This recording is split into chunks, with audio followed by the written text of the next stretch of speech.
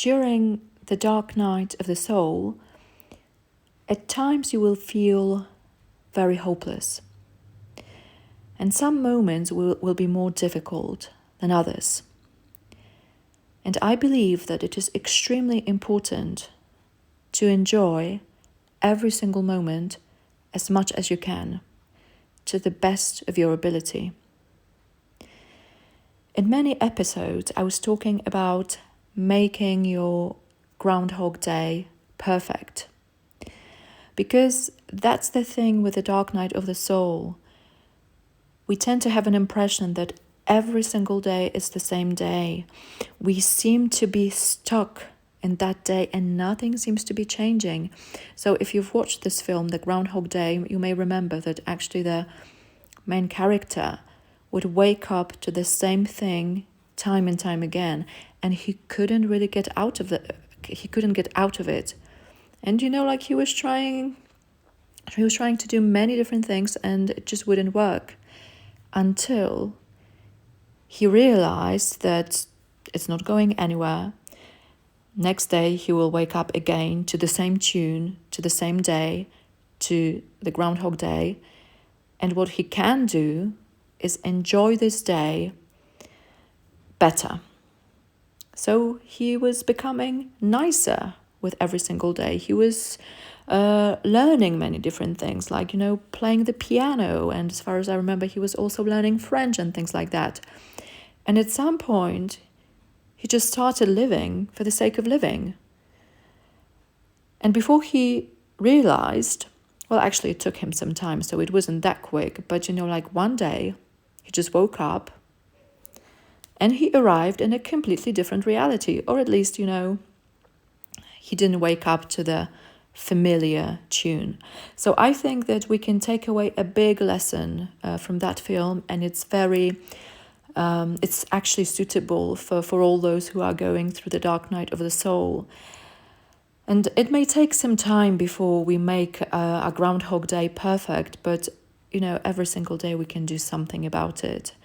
Maybe you can tweak your morning a little bit. If you wake up and the first thing that you do is drink coffee and you feel that it might not be the best choice for you, maybe you can swap a cup of coffee with warm water, with lemon, or with apple cider vinegar, whatever works for you. You can start your day with a gentle stretch, or, going outside and, just enjoying the sun rays, or welcoming the day. These are very often very small things, but if you incorporate one little thing every single day, you can just imagine the snowball effect. So I'm not saying that it will sort out everything and, the dark night of the soul will be gone in a few days, because I think that we just need to trust that it will finish at the exact right time. But we can still do so many things to make our Groundhog Day better, to be better. We can still do something to be better human beings. Change our habits, because that's also the goal of the dark night of the soul. It just encourages you, or it forces you maybe to inspect your life, to see the areas where it's not working that well. And it also has to do with our habits, because usually we have our dreams, we want big changes, but sometimes it's very difficult to implement or to face big changes, big shifts in our lives, if we haven't changed our habits and our way of thinking. And the dark night of the soul, in this sense, is a tool to help us do that. That's why we are stopped in our tracks, so that we have time to inspect exactly what we've been doing thus far, and it hasn't really worked. So that's the blessing, I believe, behind the dark night of the soul. So if you feel hopeless, just remember that this is something that is, I would say, pretty typical when it comes to the dark night of the soul, or a fundamental existential crisis. And those moments, you will experience them every now and then. But it's so important, to to stay sane during those moments, because sometimes we can experience, like mind attacks, as Muji calls them.